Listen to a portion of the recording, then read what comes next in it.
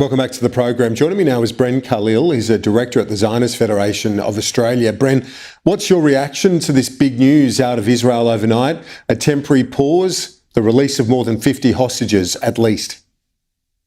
Yeah, look, it's great news. These hostages, taking the hostages were war crimes. The fact that the hostages have been in these tunnels with these rapists and murderers and torturers of Hamas for a month and a half has just been outrageous. And so the fact that Israel has got 53 of these hostages to be released over the next 5 days is excellent. But of course, all of the hostages should be released and without condition. The spokesperson for the IDF that I spoke to earlier, Jonathan Conrick, has said that the risk is that while this pause is happening, that Hamas regroups. How much can they regroup, though, in the space of less than a week?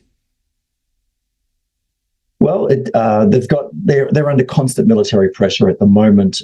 Israel is constantly finding and destroying tunnels and tunnel entrances and so forth. If there's no military action for 5 days, they can rearm, they can regroup.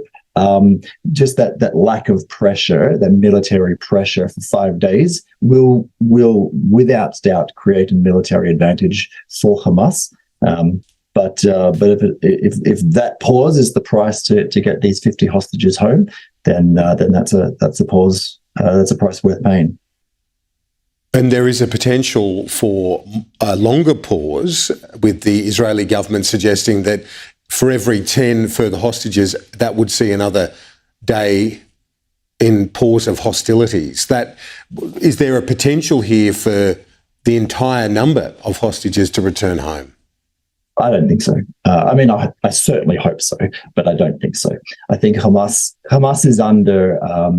Hamas realized that its rule in Gaza is under threat. That is the justified military objective of Israel, to remove Hamas control from Gaza. Now, if you consider the last time Hamas captured an Israeli was in 2014, and that Israeli is still in Gaza. But before that, in 2006, Hamas took an Israeli soldier captive, and that soldier was in Gaza for 5 years before a hostage deal was released. So the fact that these hostages have only been released after only 6 weeks shows me that the military pressure that Hamas is under, they're having this pause because they need to regroup.